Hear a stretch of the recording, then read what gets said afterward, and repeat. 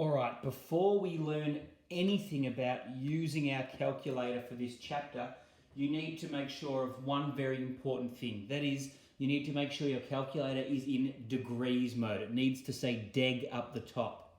If you've got a green calculator, you'll see it says deg on the screen in tiny letters up the top on there. If you've got a CAS, again in the top right corner of the screen, it should say deg. If your calculator screen says rad up the top, you're in the wrong setting. You need to stop this video and then go back and watch the other one posted in our Teams page about how to turn your CAS into the correct settings. If your screen on your calculator says deg up the top, continue watching. Okay, while the stuff that we're about to do might not make very much sense yet, you just need to know how to type it in your calculator for today. We'll learn what it actually means next lesson, but today the priority is how to type that in your calculator and have it spit out an answer. You will find these buttons, sine, cos and tan. If you've got a green calculator, they are written across the middle, about halfway down. If you've got a CAS calculator, there's a button on the left-hand side near the equals button that says the word trig. If you press that, these buttons come up. If at any time you can't find the buttons we're talking about, pause the video and come and ask me in the teacher page. Okay, press the cos button. Type 61. You don't actually even have to type that degree sign. Don't worry about that yet. You just press cos 61, enter, and it'll give you an answer. I want you to do that for all of these and write it down to 4 decimal places, please. If you've forgotten how to round off, watch a video to teach you to round. 4 decimal places. If you typed it in correctly and rounded off correctly, here are your answers. If these ones look a bit different with the last number, it means you didn't round off properly, so please make sure you ask for help there. Okay, let's try some that are pretty similar, but they involve a little bit more typing in our calculator. All right, we need to do exactly the same thing as before.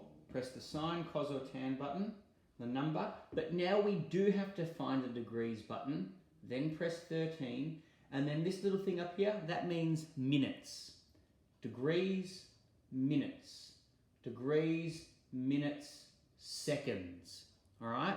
So I'll put some information up on the screen now to find those buttons. Write this down. If you've got a green calculator, to find the minutes and seconds buttons and the degrees button, you press second, PRB, pick which picture you want, which symbol you want, then press enter.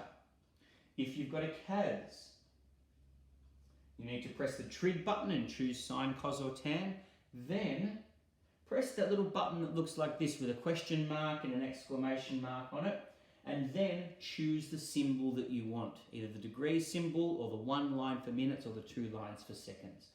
Okay, once you've got your instructions down, solve these questions, 4 decimal places. Here are the answers. Once rounded, with these buttons from our calculator to help us, we end up here. All right, I'll put some slightly different ones up. All right, now we've got questions that look like this. They're a bit different. There's that theta symbol again. Questions like this will say, turn this number into degrees. So give your answer to the nearest degree. That means no decimal places, just turn this into a regular old number. All right, here's what you need to know. Whenever you see a question that has cos theta, sine theta, tan theta, you need to use the little button that says sine -1, tan -1. On the green calculator, you'll see those buttons are written just above the regular sine, cos and tan buttons. So you press second to access those ones. If you've got a CAS, again, press that little trig button and you'll see -1 next to each one. So write that instruction down so you remember, and I'll show you how to solve the first one. To solve a question like this, it says turn this into normal, regular, old degrees. On your calculator, you'd press tan, -1, and then a bracket opens up. Inside that bracket, you type in whatever that decimal is there. Now, if you press enter, that will give you the answer. Try that now. Remember, we wanted no decimal places, so if it gave you 41 degrees with no decimals, that's correct. Do the same thing for the other two, using cos -1 and sine -1. Here are your answers. Again, they've been rounded to the nearest degree, so make sure you ask for help with rounding if you need it.